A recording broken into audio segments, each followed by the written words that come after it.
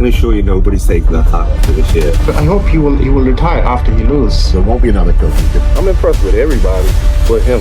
It's because they're scared that they may be wrong. Fully capable of surpassing all of them. I'm going to give her a run for her money. I'm coming to win. I'm not coming for fun. Fair and unfortunate. He's going to come with losses. It's not the end of the world. Need for a black curtain backdrop, and I get it. Bodybuilding is my control within chaos. My conditioning kills. Look, you got a really exclusive interview because I ain't been saying none of this shit, yo. I've been holding my tongue on the internet.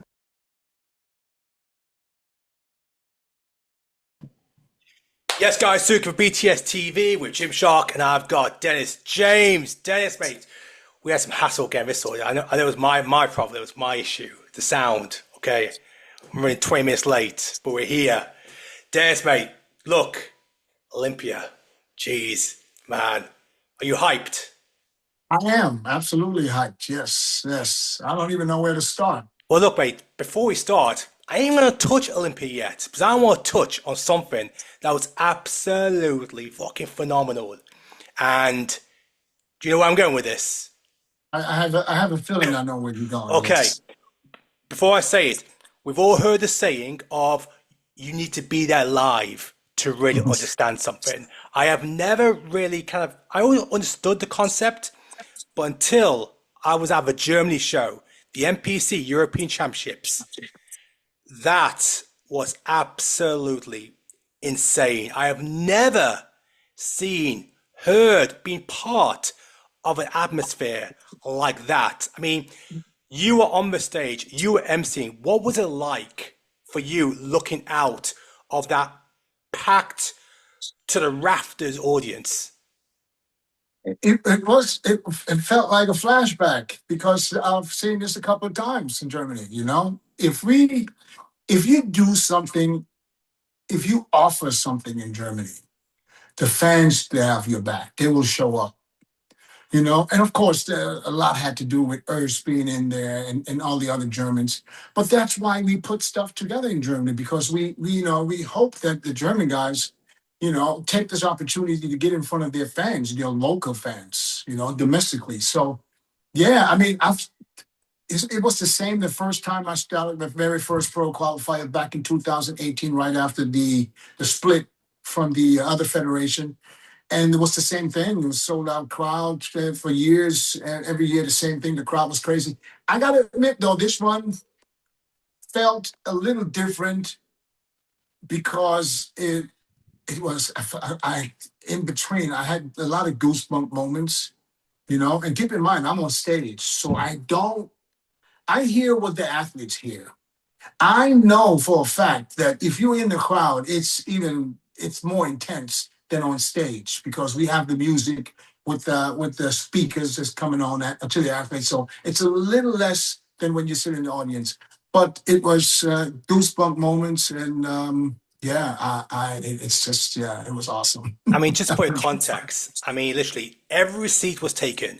People were standing around anywhere they can get a spot just to get a view. You had air horns. You had German flags being waved. You had people. That's what I wanted to. Right. That's it. Not just for us, but like the one thing I spoke to Mark Hector the other week, and I said, like, if you gave the crowd something to shout about, they've got your back because they just want you to put on a show. And it seemed like a lot of those guys realize that if you give something to the audience, they're going to get behind you, and you could just feed off that energy. That's what I love about the German fans, because they're not, they support their local athletes, but if you show a physique, they will appreciate it and they will cheer for you just the same way they cheer for everybody else. That's just who they are. They recognize great talent and then they will applaud. And that's what makes this show so special for competitors. And that's why, who doesn't want to be on stage in front of a full packed house that cheers not only for the people they know, but for everybody if you look good, Yeah. I mean, as a competitor, that's the stage I want to be on, to be honest. I tell you what, man, the one moment that really got to me was it was the end of Roman Fritz's routine, where he was about to leave, and then the fans were just chanting Roman, Roman, Roman. He had to come back. I think he had to just absorb that moment more, thinking that, I may not get another moment like this again. And my God, the crowd would not let him go. No, yeah, and it felt like it got him too. You can tell it got him really hard, and almost because when he was about to walk down the stairs, then he turned back around and he just stood there like he froze. And I had to call him the next day because it almost felt like he's saying bye. Like this is his last walk. So I called him the next day and I asked him. I said, "Are you retiring? Or you think about retiring?" He said, "Absolutely not." Absolutely not. And I get it now because getting that kind of support, you don't want to go nowhere. You want to be right there. Yeah, it was awesome. Yeah, it was awesome. And like I said, thanks to all the competitors for the quality of athletes was great. The everything was, thanks to my whole team, the expedited team backstage, because it's the first time we used this venue and it was a little challenging backstage with all the different rooms and the separate rooms and hallways. So you had to literally run and get people together. So huge shout out to the people from the venue. They were so easy to work with. I had venues where I didn't have it that easy. That for everything you asked, they charged.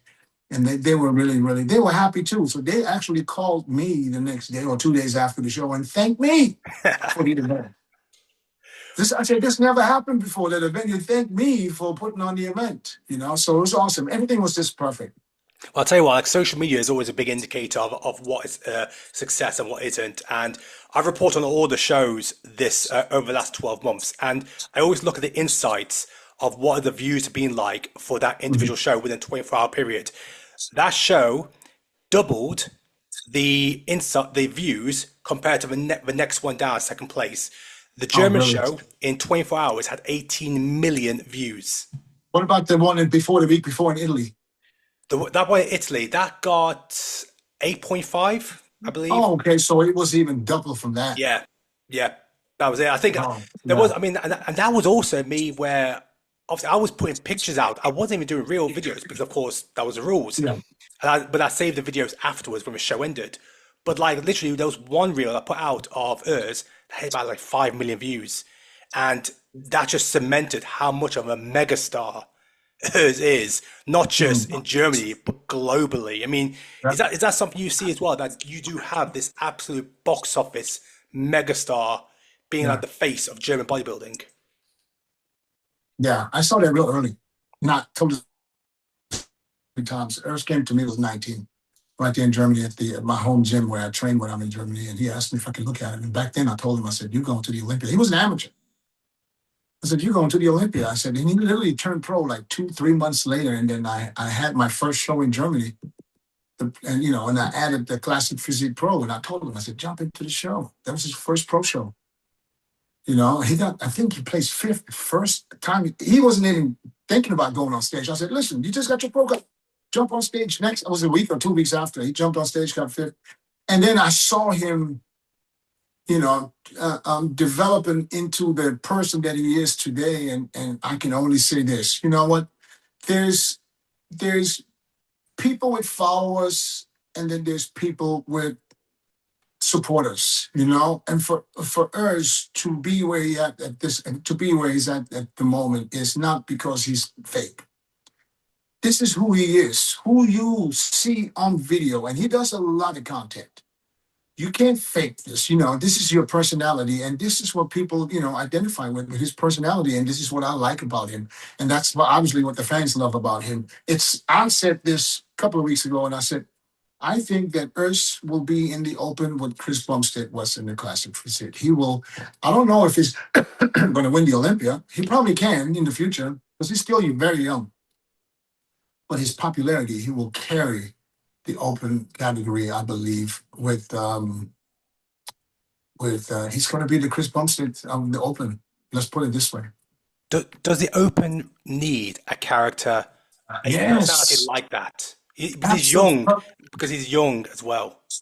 Absolutely. Watch what happens in the next 12 to 18 months in the Open category. I promise you, because of Urs, you're going to see people paying attention to how they display their physique on stage, how they prepare to get on stage, and their routines. Because he's going to shine there. For whatever reason, it's just his charisma when he steps on stage. You just have to look at him. Does he have the best physique? No, not yet. But he has something about him that makes you that your eyes just are just drawn to him. You know, you just got to look at him. And that's what these guys going to see. And they said, yeah, we had to have this guy come up from classic physique to teach us and to show us really how we should present ourselves, you know, to get more attention. And that's going to help the Open. Yeah, I think we're going to have way better routines in the future. Do you think that'll also set up a domino effect for the classic boys, for those now thinking, is it the right time to eventually jump into the Open, having seen the success Sebum had last year, having seen the success Urs has had this year? Could this now be a domino effect for those who are on the fringe? Say, you know what, I'm not fearful about being out-muscled. I can actually hold my own. The evidence is right there. Mm-hmm. Not everybody is capable of moving. Well, everybody can move into the Open, but not everybody is capable of being able to compete with some of these Open competitors. Not everybody is made to be 260, 70 pounds. You know what I mean? Some people, their limit is way earlier, and that's why some of these guys are in classic, because they just can't get that heavy. You know, I'm not saying that, you know, they can't do the Open or the 212, but, you know, but Urs is a taller guy who can get heavy, and he literally had to lose muscle to make weight. So that absolutely makes 100% sense for me to move into the Open instead of burning, because he knew what he looked like 15 pounds before he even made weight. And then when you have to see yourself basically destroy your body to make weight, and you know whatever you're looking at right now is not even half as good as it was 15 pounds ago, makes all the sense in the world. Would he be able to win the Classic Olympia? Probably not. But in the Open, I think if he makes improvements in the next 2 years, he's a contender. I really believe he is. I was going to ask, because we've seen the transformation for what he brought to a classic stage 2024 versus what he's brought to Open. If he carries on that trajectory, my question was going to be, how long do you think it's going to be until we see Urs actually challenge for the Olympia title? You believe it could be in a few years? Yeah, I believe it could be if he does everything the right way. Now, listen, and I was a victim of that myself. You know, you can, thinking you have to go get too big too quick and you mess up your lines, because he can't do that. He has to hold on to his lines. He has to hold on to his midsection. He has to hold on to his small waist. If he goes overboard, which is easily, a lot of people do that, then it can pretty much backfire also. So, but if he stays on track and he takes his time the next year and another year, yes, he's fighting for the title. I believe it. Look, I want to talk about one of your other countrymen, because we've seen Urs, just absolute fan base, absolute mad. Another one I want to talk about is Mike Sommerfeld, because the response on social media on him on a few things has been very much different from Urs. People questioning, is he classic? He should be going to the Open. He should be going 212. And now the most recent debate has been about his height. What's your overall thoughts on Mike Sommerfeld in the classic physique division? One, do you believe, yes, he's 100% classic? And what's going on with all this debate about, is he getting measured taller than he actually is? Well, yes, he's classic. If that's what they award for classic, then that's what they want to see. You can't deny that he has probably the best shape, or one of the best shapes out there of all of them. You know, when we just look at the shape. Do I think he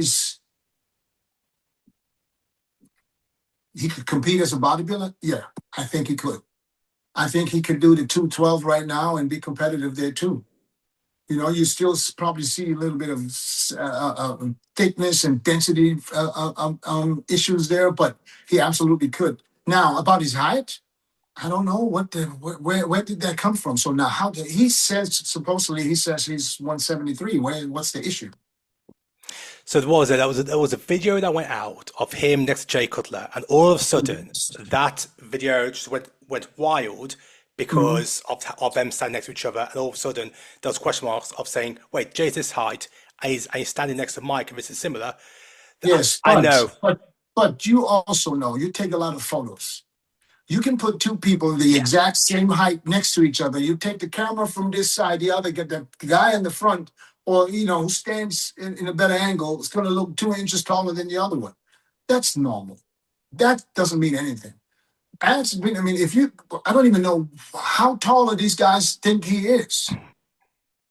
Well, I'll tell you what it has done is made the live weigh-in for the classic physique even more pay-per-view now, because now everyone people who are questioning that, those people who are commenting and saying, "Oh, he's a different height." Who's questioning him? What's the issue? I'm not too So informed. there's been the consensus, and this is, I actually disagree with this because I don't know where all this all started, which is why I've not even posted about it, because I just think it's bullshit. However, you see all the Brazilian outlets, no surprise, the Brazilian outlets, they're trying to get behind their own, Ramon Dino. They are basically saying that Mike is is shorter than what he's saying, and therefore he's actually above his weight cap based on his height. So people are saying that he's measuring taller than what he actually is to carry that extra.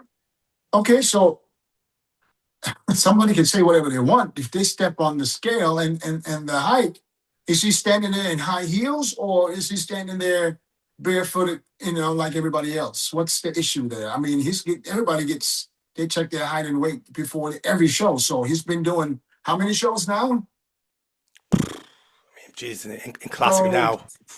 So how much what is his height? I mean, I just saw a video yesterday because I seen this one video on the German side where he says he's 173.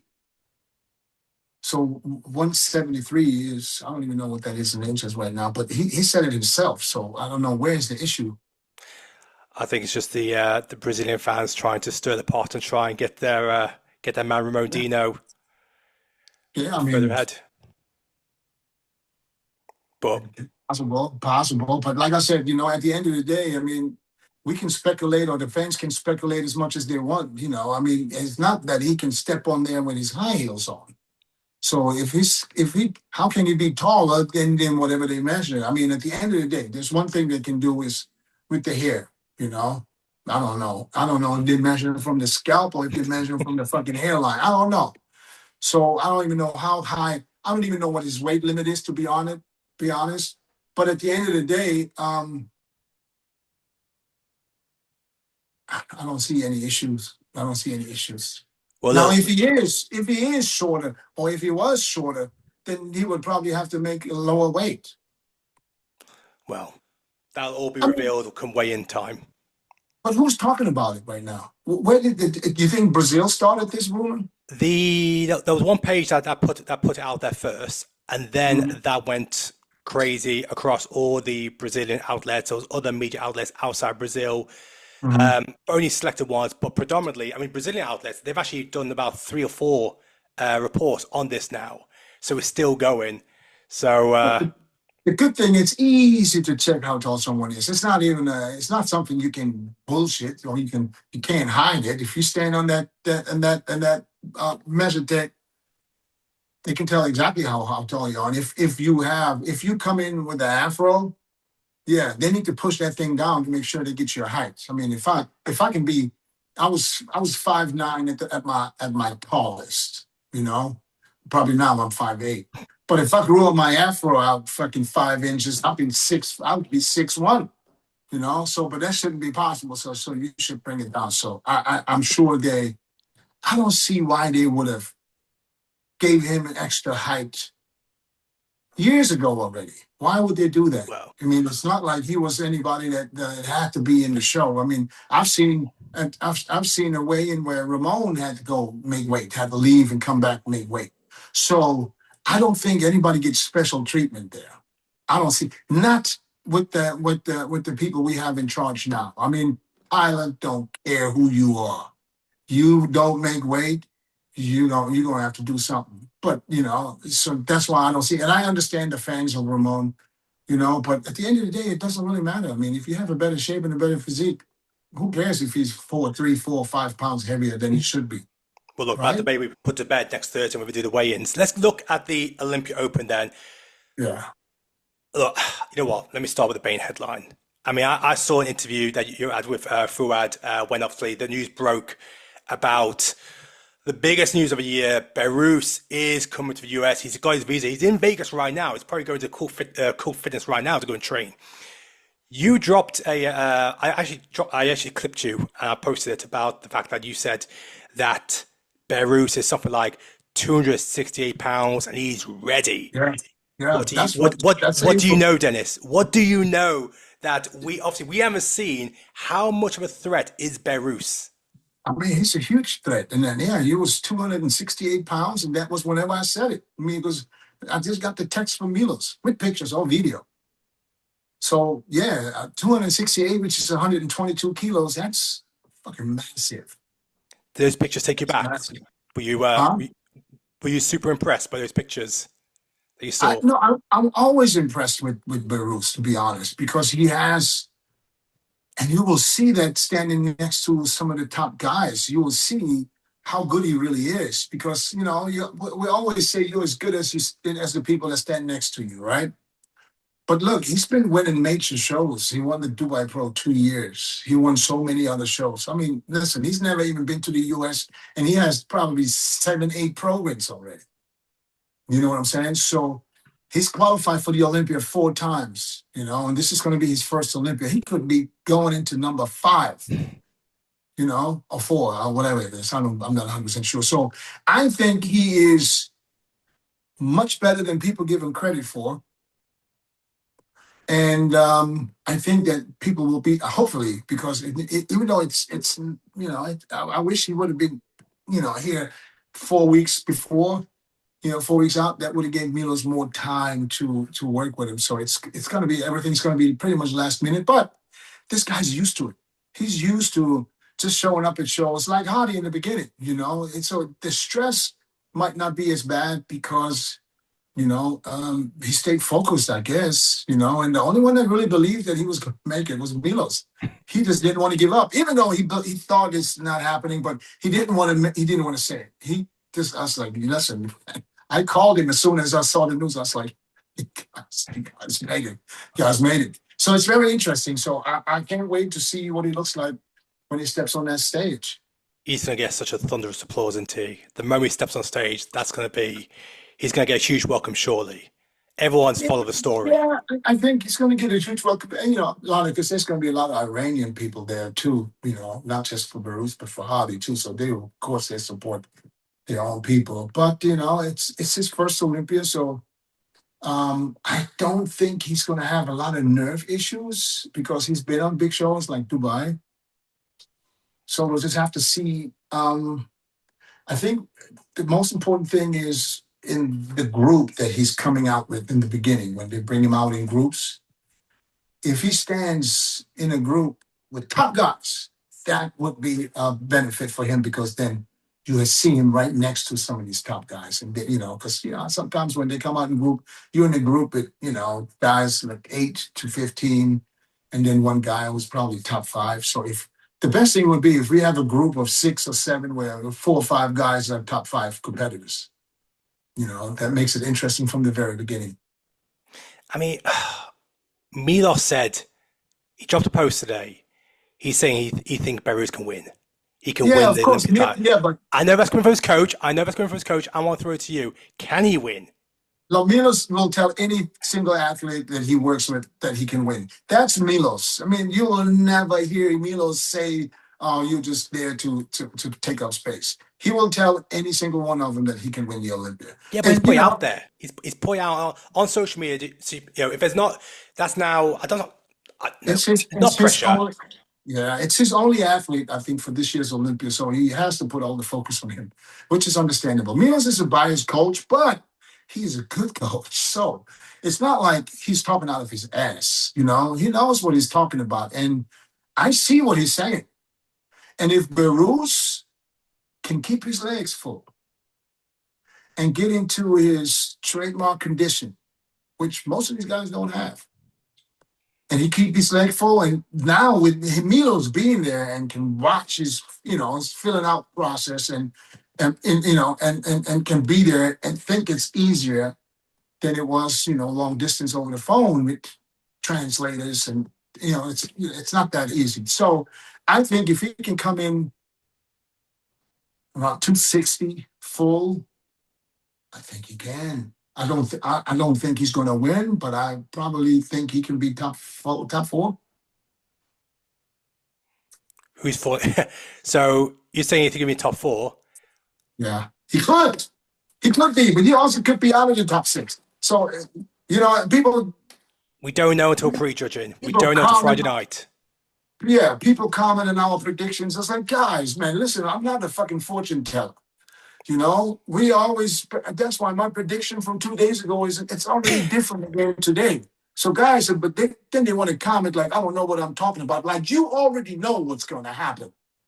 You know what I mean? Most of these guys don't even know the difference between New York or New Year, but they want to tell me I don't know what I'm talking about when I predict someone in third and someone in fourth. It's called a prediction. It's an opinion. That's not necessarily what's going to happen. So guys, just chill, man, chill. Well, look, talking about predictions, Samson Dowder. Yes. Ronnie Coleman put his predictions out. He's got Samson in fourth place. Why not? But nobody's calling him crazy. Oh, really? You need to look through the comments. My God. Oh, I post one. I didn't see. You don't. There's about 1,000 comments after Ronnie. But I mean, I don't know if you saw his top four prediction, but he had Hadi first, Nick second, Derek third, Samson fourth. The reigning Mr. Olympia champion dropped out fourth. Do you see that happening? It's happened before. Why wouldn't that not be possible? Because think about it. The way it happened to Ronnie. Ronnie went from first to fourth. Yeah. No. Let me take that back. He went from first to second, and then from second to fourth. Yeah, but it can happen. Derek went from first to third. There was no Nick Walker last year. There was no Behrouz last year. Listen. No matter how you predict, you can predict these guys any fucking which way you want, and it is possible. It's possible that Samson comes in and he fucks it up last minute, and he's off, and he ends up in fourth. That's possible. That's not something that's not possible. How can that? Yeah, this can happen. I've seen it happen before. Is Samson under the most pressure out of everybody, not only as a reigning Olympia champion, but he's already lost this year. And it's very rare, if ever, do we see a reigning Mr. Olympia champion take two defeats in one calendar year. Yeah, Has he got the most pressure? Usually Mr. Olympia don't compete more than once.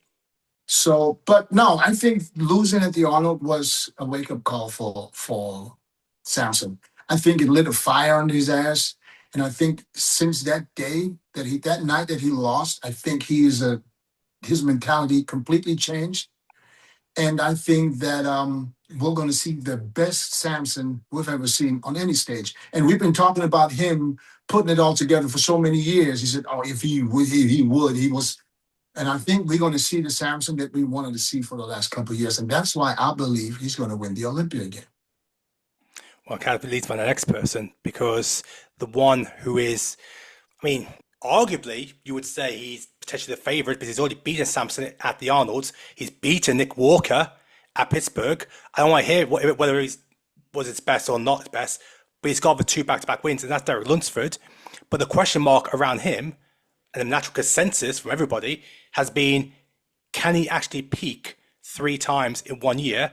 We saw him miss the peak at Pittsburgh, but he still got the win. Derek Lunsford. Well, he didn't peak, so he can't. You can't peak 3 times a year, and he didn't even peak 2 times so far. So he peaked once, and that was at the Arnold. So why would we question if he can peak 3 times? Is he going to do another show after the Olympia? Well, we're talking about the Arnold peak, Pittsburgh, and now obviously peaking for Olympia. He didn't peak in Pittsburgh. Damn near lost in Pittsburgh. He damn near lost in Pittsburgh. Imagine he would have lost to Nick Walker in Pittsburgh. What would that mean right now? We'd be all over the place, right? But like we said, he didn't peak in Pittsburgh. That wasn't his best. He wasn't as good as he was at the Arnold. And that was only 2 weeks in between. Now Samson lost to Derek, and Samson wasn't close to what he looked like at the Olympia. So are we judging that are we saying he's better than Samson now because he beat Samson? Samson was way off. I think Samson on Friday was, I mean, less than still. I agree with that, but as you know, it's bodybuilding. You're in control of what you bring to the stage. We can't always keep going back to, oh, was your best, was you not? In the end, it's on you to bring your I best. understand. If you lose, you've lost. I understand, but when we predict, we always predict thinking they're going to come in at 100%. Yeah. And if they come in at 100%, can Derek beat Samson? If they're both 100%? What's your honest opinion? If they're both 100%, I don't see anyone beating Samson. Oh, well, but then that's how I predict. I predict they come in at 100%. Now, shit happens. You always predict that they're coming in at 100%. Shit always happens. And there's always only one or two that really nail it. So should we start predicting of people coming in at 50%? We can't do that. So that's why, guys, that's why my prediction will change, because I see what guys put out, and I highly doubt that anybody is putting shit out that makes him look worse than he is just to fucking fool the people, because the egos are too big. You will not put out pictures that make you look worse than you are. Matter of fact, it's the opposite. You will put out pictures that make you look better than you really are, because you take 20,000 pictures and 2 of them look like, fuck, what the fuck happened here? That angle and that light was just so right. That's what you post. And that's not always good. But it's still better than posting something that's not as good as you look. So you know how people protect themselves by posting something and saying, yo, that was 3 weeks ago. Fuck off. That was fucking today. Probably this morning. And you just want to protect yourself from people like, oh, yeah, there's still some time to go. There's nothing. Nobody posts shit from 3 weeks ago unless it's after the show. How seismic would it be if Nick Walker won the Olympia title? Listen, that's very possible. I know it is. Guys, listen. Listen, there's 2 people I'm going to put my money on when it comes to bringing the condition, and that is Hany and Nick. Those are the 2 guys where I know they're going to be in shape. Okay? Now, with Derek, Samson, everybody else, their track record is not that great. Derek from the back, yeah, he's fucking great. From the front, not so much. Why? Because his legs are flattened out at the end, you know, and unless he changed that, and I did see a picture of his legs, man, which I gotta say, fucking way improved. But bring that to the stage. Pictures is pictures. We can't post pictures on stage and say, hey, this is what I looked like 2 weeks ago. So now, so judge me, you know, by this picture. That's not happening. So I think there's more stress on Derek than on Samson. And I'll tell you why, because I don't think Derek has a problem with losing to Samson. I think Derek just want to make sure he's not losing to Nick. I think that's the biggest rivalry in this and Derek. I don't think they care where they place unless, at least, you know, make sure they're ahead of the other guy. I mean, that's how I see it. It sounds a bit like no one wants to lose to Derek, but definitely the whole. Listen, Derek, if Derek can come in and shock us again like he did at the Arnold, is it possible? Yes. Do I think it's most likely? I think no, because even if your mind is 100% fit and is ready to do whatever you have to do, sometimes your body does not respond the same. He did 3 shows with the Olympics. Can you do it? It's possible. And if with a coach like Chris Aceto, yes, it is possible. I just don't think it's happening. Because I thought he would have been at least as good as the Arnold in Pittsburgh, and he already looked like he was going backwards. So I don't want to jinx nothing. I'm just, this is just what I look for. If somebody competed once or twice already, it's hard to beat. And everybody who knows bodybuilding will tell you the same thing. Yes, it's possible, but most likely not. And I guess the only person that's missing in that fatal 4-way who we've not seen on stage yet this year is, of course, Hadi Choopan, 2 years in a row, second place. There is, I mean, look, we've seen the pictures and the videos that Hany Rambod and Hadi's dropped as well. From what you've seen there, I know it's very minimal, but what you've seen, have you seen maybe any differences from 2024? I know it's very so hard. limited. It's so hard to judge Hadi because we're going to judge him by his own trademark condition. And it's just that if anybody else would have the condition that he has right now, I would say he's on point, which he is. But when I look at Hadi now, or then this is just the video that I saw, it just didn't look the same as his usual trademark condition this close to the Olympia, which doesn't mean he can't make it. You know, I'm not going to judge him by, I want to see him in, you know, a certain kind of condition. I want to see Hadi trademark, ripped to shreds, full front to back condition. So, and when I see the pictures, I can see obviously he's put on size. And I just think that maybe trying to add more size, you know, he's sacrificing a little condition, and I don't think if that's going to work for him. That's my concern. So, I didn't know that he was working with Hany 100%. I thought Hany retired. So, but now knowing that Hany is in his corner and he has no other guys that he has to worry about, I can see that Hany is saying, okay, we're going to get you as big as we possibly can, and then we'll bring you in. So if that happens, Hany can win the Olympia because he shocked me at the Arnold last year that he won. And if he can bring that maybe a little bigger and maybe a little bit harder from the back, then that's a much improved Hany. Then everybody's in trouble again. And you've hit me nail on the head there, because that is the one thing that people haven't spoke too much about, is the fact that we know Hany Rambod is in the corner of Hadi Choopan. And Hany didn't need to worry about anybody else at Olympia apart from one person. And I guess, you know, he wants to see, you know, his Iranian son, Hadi, take the Olympia title. He's got nobody else. And with that, that has to play a part in can Hany sprinkle a bit of magic one last time to get one more Olympia title in Hadi Choopan? Right. Very possible. I think that, because my prediction from 2 days ago was changed already again. Yeah, that's just the way it is. And it's probably going to change again until next Friday, because I have a prejudging podcast at the Olympia Expo, and that's when we're going to make our final prediction. But as of right now, I think it's just crazy. People are going to call me a fucking idiot for changing my mind, but that's how bodybuilding is. You know, and I think that I just saw also a picture of Martin, and I don't really pay much attention to pictures because, like I just explained to you, pictures is pictures. That's not always, it doesn't always translate to the stage. So now Nick, I know he always going to look better on stage than in pictures. I don't care what pictures he showed me. And with other guys, some of the other guys, it's just the opposite way. They look better in pictures than they really look on stage, especially when they stand next to the bigger guys. So we'll have to see. But Hadi is definitely a title contender, Samson.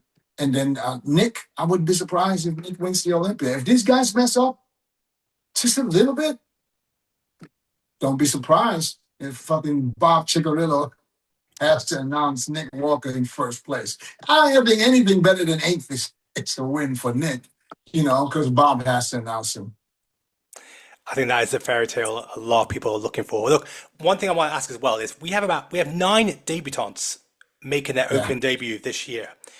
I want to ask this question. I want to ask, which one of the 9 do you think could cause the biggest shock? I'm not talking about a shock like, for example, Behrouz getting top 4, because there is expectation that if he brings his best, Rubiel Mosquera. There we go. Why? He's going to be the crowd favorite because nobody ever seen anything like him on stage. Yes. And I hope he comes on stage with the fucking Godzilla song, because that's what he looks like. You know, his legs, the people are going to be fucking tripping, especially if he stands next to the guys that we say are big, because then you realize that there's levels to size, you know, when it comes to especially quads. I mean, his calves, he's got calves like, I don't want to say they're open, but maybe classic physique legs. You know, so I think he's going to make the biggest impact when it comes to crowd reaction, just because of his size. I hope he's in shape. I hope he takes this serious, because I hear from a little bit different corners that, he likes to eat and I really hope he understands that this is a very important show for him, for his future career, to decide if he is going to be a popular person to see, or if it's just going to be one of the guys on stage. Because if with a physique like him and with body parts like him, man, I'll be guest posing every week. I'll be out there. Trust me. What will be your dream 8-man first call out that would have you on the edge of your seat, the crowd going mad? What 8 would be a lineup that just gets people erupt? I don't think it's going to be 8. How many? 6? That's 6. Go on, man. Who's that 6 then? I think we know the main 4, then the other 2, I guess. Unless you're telling me Derek's not my 6. Samson, Derek, Nick, Hadi, Martin, and Andrew. Okay. No Behrouz? Oh, gee, that's an old one. I'm just reading off of what I said. Yeah, I didn't even have Behrouz in. No, let me think about it. Samson, Derek, Nick, Behrouz, Martin. So I think that Andrew was going to have issues with making the top 6 with Behrouz being there. Yeah. I think that Behrouz will fare very well with guys like Martin and Nick. Because he's a big guy. Don't think for a second he's not big. He's much bigger in person. Who was that? Sorry? Behrouz. Mm-hmm. I think that would be an incredible top first call out of 6. I would love to see. Obviously, I don't think it's possible, but I would love to see an 8-man call out, just so I can have. I know. It's not interesting enough because there's only 6 in the top 6. So why would you put 8 there and then 2 is just there to be there on the outside? Because maybe there's question marks of whether the other 2 can actually break into that 5th or 6th place. That's why there's certain things where I just want to see. Like I'm really, really hoping Rubio brings it, because he's just got this, like I said, a wacky pay-per-view box office physique that you've never seen before, and I would love to see that physique next to the Killers in that challenge for our title. Yeah, but even for me as a spectator, having 8 bodies up there, it's too much. You can't focus in every pose. You be doing this and you can't really see. This is too much. So make it a little bit less, and you can focus on each individual person. If you start front double, you start from the left, you look, and by the time you get to the center, they're changing the pose. So you don't have a chance to see them all unless you watch it back. So, yeah, I think 8 is too much, but hey, listen, it's up to Steve. He's going to be the head judge, so he decides to do what he wants to do. And I think before they do the first call out, they already have a pretty good idea. Yeah, of course. So because they have the groups and then they have the mandatories, the individuals, and then they already know. Then it's just literally to compare some of the guys, and then we'll see. I mean, it's exciting. It's exciting every year, but I don't know. There's something different about this year. Well, I'll tell you what's also exciting. Dennis, you broke Instagram last week when I clipped you. I dropped a little clip from your podcast, the men's podcast, stating that something, that the Olympia could be changing venue. It could be changing date. And all of a sudden, that did the rounds on all the media outlets. You stated that, look, it's going to stay in the US. But I know you can't say anything, but are we potentially looking at Olympia moving away from Vegas? You just said I can't say anything, right? So why would I say something? So I'm going to try and go off your facial expression. We're not giving anything away. So yeah, there we go. You play my hand. No, it's not up to me. It's not even, listen, as long as you hear it from the Olympia, it's not confirmed. So unless you hear something from the Olympia, I tell all people, listen, guys, don't pay attention to rumors, because I can spread a rumor right here, right now, and it's going to make the world, it's going to go around the world. Unless it comes from the Olympia, there's no confirmation, right? We all wait for confirmation.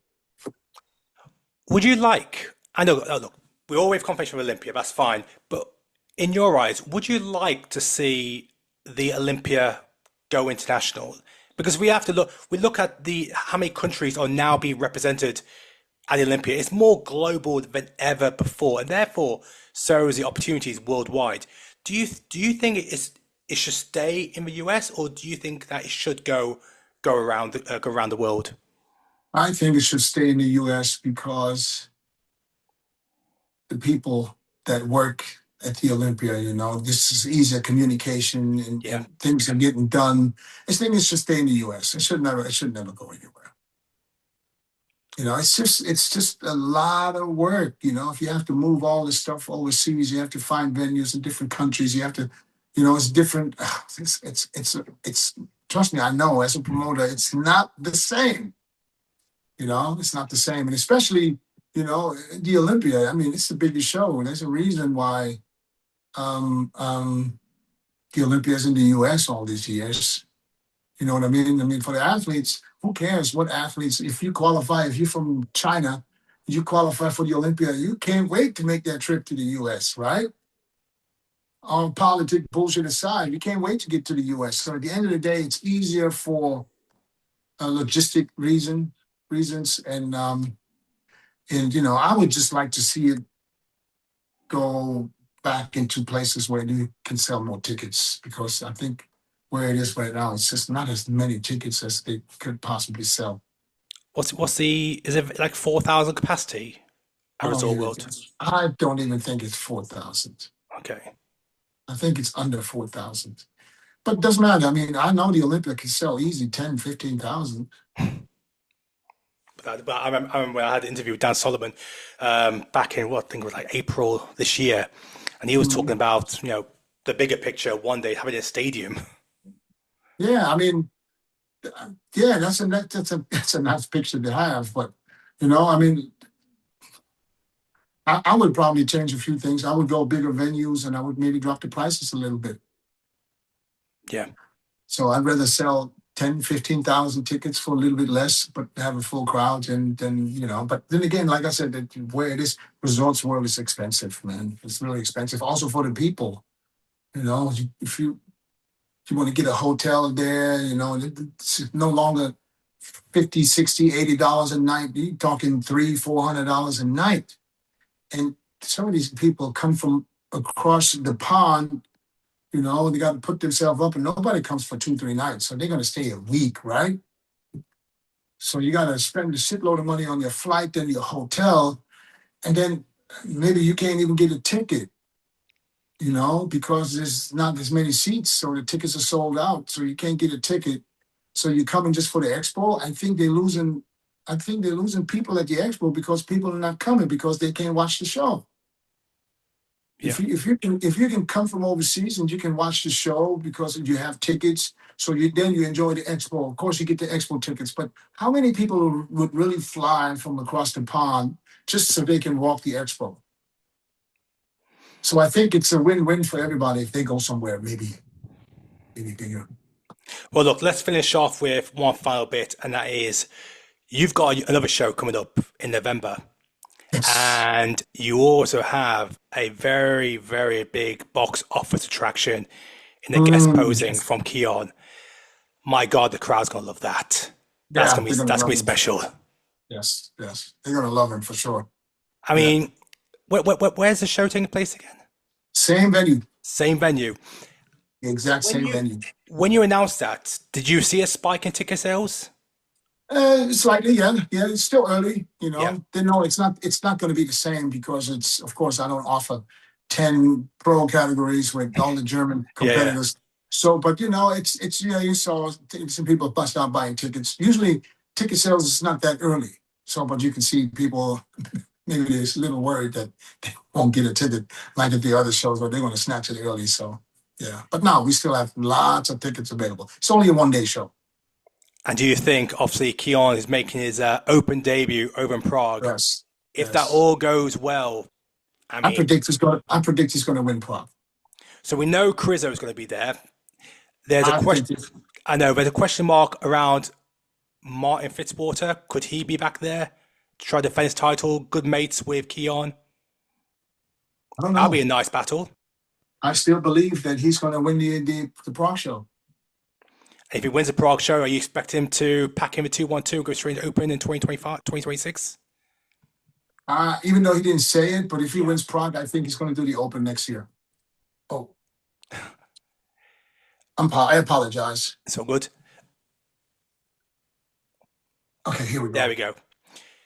Say Open in at Olympia. I think he will do the Open if he wins Prague. Me personally, I think he's going to do the Arnold too. All right, don't spread the rumor saying then you say that, because this is what I'm saying. You say something. This is what I think, and when you ask him, he's going to smile and say, "Yeah, I'm not thinking that far." Of course not. $750,000. You know what I mean? That will change your mind real quick. So I wouldn't be surprised if he jumps into the Arnold too. I think people. It's not a rumor. I think people just love, they enjoy people expressing their opinion. And that is the beauty of bodybuilding. That's what builds hype for everything. We are all hoping that we get to see Keone on the open stage in 2026. And whether it's the Arnold or Olympia, the beauty of it is that we just get to speculate and we get to just talk about, look, Keone knows. He's got us all in his palm of his hand. He's just buying his time, and he knows when he drops it, it breaks the internet, just like what happened when he announced he's doing Prague. So I think, you're right. I mean, Arnold's US, Arnold's UK, there's 1 million reasons there to go on and make your open debut early. Yes, I mean, come on. I'm still excited to see what happens with the prize money for the Olympia this year. If that maybe possibly changes last minute. No announcement yet. Are we going to announce it just before the awards like last year? I know they didn't announce it last year until before they passed out the check. It's the same thing I expect this year. Do you think that also the prize money will go for Classic and the other divisions, or is possible? Yeah, possible. Yeah. I know. Here's the thing with prize money. The prize money, to up the prize money is yeah. You have to understand that the money's got to come from somewhere. And I think that that's just me thinking, okay? If let's say it goes to a different venue with more seats, more ticket sales, more people coming back because they have tickets, more people at the expo, will be more sponsors, more booth space, more money, more prize money. It's got to come from somewhere. I mean, you can't expect to take what you just hear, here, let's put another $1 million in prize money out of my pocket. It's got to come from somewhere. I would love to know what were the pay-per-view sales for the 2024 Olympia. $75 a pop. How much?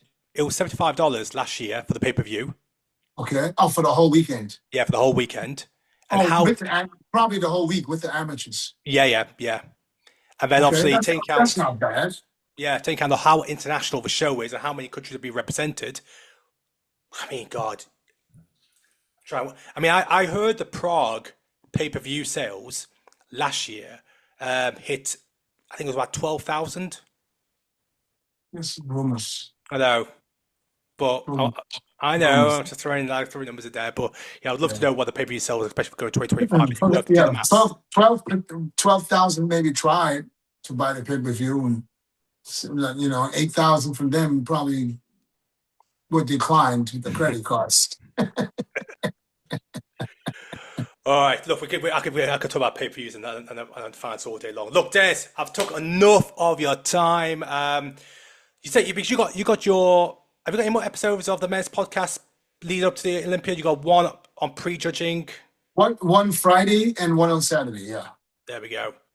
I mean, look, I'm always a keen watcher. Yeah, if you're at the expo, stop by and sit down with us for a couple of minutes. That's it. Well, look, it'll be my first time going to Olympia. I'm arriving on Wednesday, so thanks for being grabbed to the media pass. So yeah, I've got a lot of things going on that weekend. Here's where you can find the podcast booth. Once you come into the expo, right at the beginning, it's the Olympia booth. Yeah, and we are right there. So when you come in, you'll see the podcast table with everything. So after prejudging Friday, we'll stop by. We go straight to the table. and then we predict for after prejudging from the what was it 212 and it's a classic. I don't know whoever's prejudging Friday morning, Yeah. female bodybuilding and so forth, and these other categories. We'll do the podcast. Yeah, and we do another one on Saturday for where we can wrap up the prejudging for Friday night. So if you have nothing to do, stop by, sit down. Definitely. I have 7 chairs. Well, look, like you said, this Olympia does feel different. It's not just about open, but across all divisions, it really feels there's so much hype surrounding so many classes. Who's going to be the new figure champion? Who's going to take over from Missy Truscott in fitness? Men's physique, we've all seen the hype, all the talk there. Who's taking the seat? And of course, open has never been, no pun intended, open. So, yeah, I'm with you, mate. I'm so hyped. I'm just love seeing these updates for everybody and all the gyms posting pictures of the guys over there training, and now Behrouz making it to Las Vegas just added. Yeah, it can't get much bigger now. We've got everybody at the party. Whoever wins is the undisputed champion of the world because they've beaten everybody who's won a major show. Same every year. Whoever wins is the undisputed champ. Well, last year there was no Behrouz who won a show. So I know, but next year there's somebody else. If there's no excuses. Everyone's there. I'm excited. Dennis, thank you so much for your time.